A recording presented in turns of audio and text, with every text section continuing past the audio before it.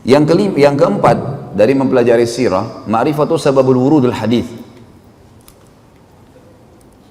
Jadi mengetahui tentang sebab disebutkannya hadis. Sebab disebutkannya hadis. Kalau ayat tadi ada sababun nuzul, kalau ini sababul wurud. Jadi sama dengan ayat tadi, hadis-hadis Nabi SAW ada yang memiliki sababul wurud, sebabnya Nabi sebutkan, ada juga yang tidak. Tentu memahami sababul wurud penting sekali, karena dengan mengenal atau mengetahui sababul wurud kita tahu apa yang Nabi SAW sedang luruskan di situ. Contoh misal, pernah Nabi SAW dalam hadis Bukhari Muslim jalan di sebuah pasar, kemudian menemukan ada seseorang berdagang jual gandum ditumpuk seperti gunung gitu. Warnanya kuning cerah, bagus sekali. Orang banyak tertarik membeli gandum dari toko itu. Nabi SAW, Nabi utusan Allah, ada wahyu menyampaikan, maka beliau masuk ke dalam toko orang itu. Begitu masuk ke dalam toko, Nabi SAW mengecek di bagian dalam gundukan. Jadi orang kalau lihat dari luar, oh gundukannya bagus. Dia seakan-akan menyendok dari gundukan itu. Padahal sebenarnya di bagian dalam itu buruk sekali. Gandumnya kualitasnya lain dan dibasahi supaya bobot berat timbangannya bertambah. Maka apa yang terjadi? Nabi SAW mengambil yang buruk itu lalu mengangkatnya sambil mengatakan, man ghasyana falaysa minna. Siapa yang menipu kami bukan dari golongan kami. Coba kalau antum baca sepintas hadis ini tanpa tahu sababul wurudnya, apa maksudnya? Global sekali. Ternyata Nabi SAW mengkhususkan kaum muslimin. Siapa yang menipu kami bukan dari golongan kami. Ini bukan berarti orang kafir boleh ditipu ya, enggak. Karena hukum yang berlaku pada kaum muslimin ada yang berlaku pada orang kafir, seperti enggak boleh ghibah, enggak boleh menipu, enggak boleh memukul, kecuali ada penyebab syar'i. Ada penyebab syar'i yang membuat kita bisa menghukum dia. Itu pun yang menghukum biasa pemerintah, atau mungkin dia tiba-tiba menyerang kita secara pribadi dan seterusnya. Ada hukum syar'i sendiri. Yang kelima, mempelajari sirah juga akan memberikan kita informasi ma'rifatul kuffar wal munafiqin. Kita akan mengetahui tentang keadaan orang kafir dan orang-orang munafik. Siapa sih orang kafir di mata Rasulullah SAW ini? Sehingga jangan sampai seperti ada sebagian kelompok Islam sekarang, vonis kafir ini, vonis kafir itu. Semua orang dianggap kafir kalau tidak segolongan sama dia.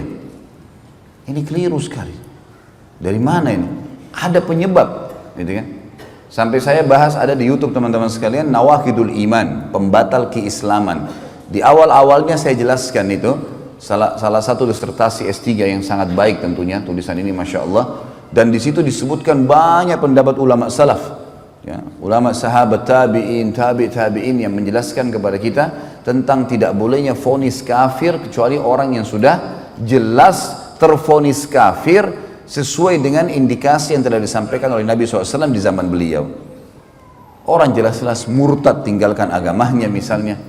Kalau orang hanya melakukan satu perbuatan, yang perbuatan itu kayaknya menuju kepada kekafiran, maka tidak akan terjadi padanya kecuali sudah ada hujjah, sudah ada argumentasi sampai ke dia. Mungkin dia tidak tahu.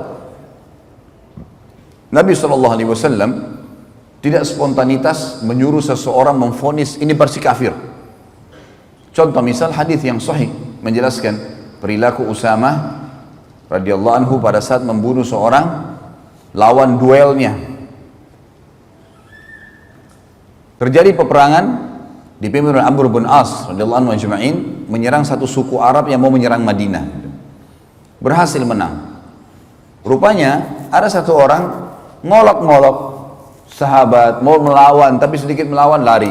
Oleh Usama dikejar. Begitu ketemu duel sama Usama. Usama adalah orang yang kuat itu. Begitu duel kalah orang ini. Orang ini tadinya menyerang Usama dengan pedang, dengan kekuatan. Usama tangkis, berhasil akhirnya Usama menjatuhkan pedangnya. Begitu sudah jatuh pedangnya, Usama angkat pedang, mau ditebas nih orang kafir ini. Dia mengatakan asyhadu an la ilaha illallah wa anna Muhammad Rasulullah. Orang kafir syahadat. Usama mau tebas berhenti. Ini syahadat. Tapi tadi dia mau bunuh saya nih, dibunuh sama Usama. Udah, para sahabat simpang siur. Ini perilakunya Usama gimana? Diingatin Usama, hai Usama, dia syahadat. Gimana caranya kau bunuh? Jelas tadi dia hampir bunuh saya. Kalau saya tidak tangkis, saya sudah dibunuh sama dia. Berarti syahadatnya hanya takut lihat pedang. Udah simpang siur nih, pulang ke Madinah. Tiba di Madinah, diceritakan kepada Nabi SAW, ya Rasulullah begini kejadiannya. Apa kata Nabi SAW? Wahai Usama, dipanggil. Kenapa kau bunuh dia? Ya Rasulullah, tadinya begini dan begitu. Tangkis-tangkisan, serang-serangan, saya akan dibunuh. Kalau saya tidak tangkis, sudah ditebas leher saya sama dia. Kemudian pada saat pedangnya jatuh, dia syahadat. Asyhadu an la ilaha illallah Muhammadur Rasulullah. Maka dia syahadat karena dia takut lihat pedang saya. Apa kata Nabi SAW? Asyaqaqta an qalbi. Apa kau belah dadanya hai Usama sampai kau tahu dia benar atau tidak? Usama diam. Nabi SAW ulangi. Asyaqaqta an qalbi. Apa kau belah dadanya sampai kau tahu dia benar atau tidak? Nabi SAW ulangi terus sampai kata Usama, saya berharap mati masuk di kuburan gak keluar lagi. Karena beratnya kalimat itu, gitu kan? Diulangi terus oleh Nabi SAW. Apa kau belah dadahnya sampai kau tahu dia benar atau tidak? Terus diulangi. Artinya apa teman-teman? Hukumnya hukum zahir. Kalau kelihatan orang itu syahadat, kita nggak bisa buat apa-apa. Hukumnya. Kalau ada lagi indikasi setelahnya dia lakukan kekufuran, dia nyatakan lagi murtad misalnya atau apa, itu lain. Tapi kalau enggak, lihat bagaimana Nabi SAW bermuamalah dengan orang yang seperti ini, gitu kan? Ada juga orang-orang kafir yang Nabi SAW hadapi sesuai dengan keadaan. Ada yang Nabi SAW sengaja suruh bunuh. Seperti kasus Abu Rafi', salah satu pimpinan Yahudi yang selalu menghina Islam. Dibunuh oleh Nabi SAW, disuruh. Salah satu sahabat bernama Abdullah bin Abi Atiq radhiyallahu anhu pergi ke sana, lalu membunuhnya, gitu kan. Ini memang luar biasa, setiap ada suku yang mau nyerang Madinah dibiayai sama dia. Setiap ada penyair yang menghina Nabi SAW, agama Islam, Allah, dibiayai sama dia. Setiap ada penyanyi, penari menghina-hina Islam, sambil menari dibiayai sama dia. Orang ini nyerang Islam dari belakang. Nabi SAW mengatakan, siapa yang bisa mengamankan urusannya Abu Rafi' ini? Kata Abdullah bin Abi Atiq, saya Rasulullah. Maka kemudian dia pergi ke sana sama temannya beberapa orang, masuk ke benteng, berhasil membunuh Abu Rafi', gitu kan. Dan ini ada kisah sendiri, tentunya nanti akan kita sampaikan insya Allah. Dan ini saya sampaikan juga di ceramah tentang salah satu judul ceramah itu kekasihku Rasulullah, aku mencintaimu, gitu kan. Yang baru tablik akbar di Makassar dan di Surabaya kemarin, menjelaskan banyak mujizat Nabi SAW, diantaranya perilaku ya terbunuhnya Abu Rafi' ini ada ibrah dan pelajaran yang besar, gitu. Jadi ada orang-orang munafik yang dihadapi dengan cara dibunuh, ada orang-orang munafik, ada orang kafir dihadapi dengan cara bunuh, ada orang kafir dihadapi dengan cara didakwahi, ada orang kafir dihadapi dengan cara ya diterima zahirnya dan seterusnya. Ada ajaran dari Nabi SAW. Begitu juga orang munafik. Jangan teman-teman, begitu kita tahu orang ini mungkin indikasi kemunafikan ada padanya, kan Nabi SAW mengatakan ya, tanda-tanda orang munafik 3, riwayatnya dikatakan 4 sampai dia meninggalkannya baru hilang sifat kemunafikan. Kalau dia berkata selalu dusta, kalau dia diberikan amanah berkhianat, kalau dia berjanji dia ingkari, dan yang keempat adalah kalau dia berdebat maka dia curang. Sekarang berapa banyak orang Islam di Indonesia yang cirinya 4 ini ada semua padanya? Hah? Saya nggak bilang di masjid ini ya, banyak orang. Ada orang subhanallah tiap hari dusta. Udah kayak nggak ada nilainya. Cuma kita sulit bedain mana yang benar, mana yang salah nih. Makanan dusta, pakaian dusta, kerja dusta, semua dusta. Apa yang bisa dipercaya nih? Sama istrinya, sama suaminya dusta terus. Apa ini? Tanda-tanda kemunafikan. Tapi bagaimana caranya kita vonis dan bagaimana bermuamalah? Kan kata Nabi SAW, pastikan dia munafik tulen sampai dia tinggalkan. Berarti ada jalan keluar. Kalau dia taubat, dia tinggalkan, keluar dari munafikan, gitu kan? Dan Islam tidak pernah melihat masa lalu seseorang. Ada di antara nanti orang-orang yang tadinya munafik, kemudian masuk iman dalam hatinya lalu pindah, betul-betul dia menjadi seorang mukmin. Ada. Nanti akan kita jelaskan juga dalam sirah. Bagaimana Nabi SAW bermuamalah dengan mereka? Waktu tersebar berita ifk, kedustaan bahwasanya Aisyah radhiyallahu anha berzina dengan Safwan, maka semua orang tahu penyebabnya Abdullah bin Abi Salul. Nanti ada ceritanya, unik sekali ceritanya itu. Maka begitu Nabi SAW sudah tahu, yang paling pertama berdiri Umar bin Khattab mengatakannya, Rasulullah izinkan saya tebas lehernya, bunuh aja orang ini, munafik. Dan Umar selalu setiap ada orang melanggar depan Nabi, ya Rasulullah izinkan, anda izinkan hilang kepalanya orang ini. Luar biasa kalau Umar hidup zaman sekarang, wah banyak sekali kepala yang hilang gitu. Apa kata Nabi SAW? Tidak, hai Umar, jangan sampai orang-orang ngomong Muhammad membunuh orang-orang yang hidup seakan-akan jadi sahabatnya gitu.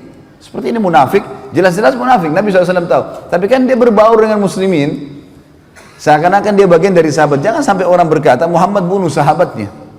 Sampai tersebar di setiap musuh Nabi SAW. Ayo, orang-orang Yahudi biasa bilang kalau sudah terdesak kita masuk Islam saja, karena Muhammad gak mungkin bunuh sahabatnya. Sampai tersebar itu sebuah konsep. Berarti ada cara menghadapi orang munafikin. Dakwahi, sampaikan. Bukan seperti orang kafir, misalnya ada yang dibunuh, nggak ada. Kecuali ada penyebab-penyebab syarikat, dia berzina, dirajam, atau dia misalnya membunuh, maka dia dibunuh dan seterusnya. Jadi ada metode cara menghadapinya. Dan sirah mengajar kita dengan sangat detail. Bahkan kejadian di zaman Nabi SAW per individu, gitu kan. Serta pelajaran yang luar biasa teman-teman sekalian adalah Islam tidak pernah melihat masa lalu seseorang. Ini kalau teman-teman ikuti ceramah di YouTube ada judul yang saya angkat, iya inilah aku sekarang. Dakwah atau sebuah ceramah yang semoga Allah SWT ikhlaskan. Ini tujuannya untuk memberikan motivasi kepada ikhwat dan akhwat yang berubah. Nggak ada aibnya. Dulu pezina, dulu pemabuk, dulu perjudi, dulu kafir, dulu memerangi Islam.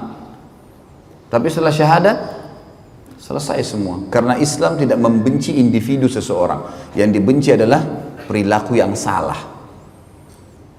Umar bin Khattab dulu benci sekali sama Islam. Umar bin Khattab itu kalau keluar, khusus keluar dari rumahnya waktu di Mekah untuk nyiksa kaum muslimin. Khusus. Keluar ganggu, pukul orang, siksa orang muslimin. Sampai waktu itu tersebar berita kalau Umar kemungkinan masuk Islam. Kata beberapa sahabat apa? Kalau Umar syahadat, unta juga bisa syahadat. Kayaknya mustahil gitu, nggak mungkin. Tapi dia setelah syahadat, Islam nggak lihat lagi masa lalunya. Umar yang mengaku dan mengatakan saya seorang khamar, orang yang suka minum khamar, dan khamar banyak sahabatnya kan. Khamar itu banyak relasinya selalu ke khamar, zina, macam-macam judi. Memang perilakunya satu sahabat semua itu. Sama antum kalau hadir majelis ilmu, sahabatnya masjid, ya, sahabatnya Quran, sahabatnya kitab, memang begitu. Itu sahabatnya. Jadi kita kena satu sahabatnya, kena semua itu. Makanya jangan buka pintu itu. Orang yang buka pintu kesalahan seperti orang yang ada di mulut jurang. Jangan coba-coba, sekali tergerincir susah keluar. Kecuali mendaki, susah. Maka jangan coba-coba. Sementara keimanan dan jalan amal soleh ini semuanya jalan lurus, enak. Jalan mulus sampai mati, nikmatin makan, minum, tidur, segala macam. Setelah itu mati masuk surga, abadi selamanya. Jadi ada metode menghadapi mereka.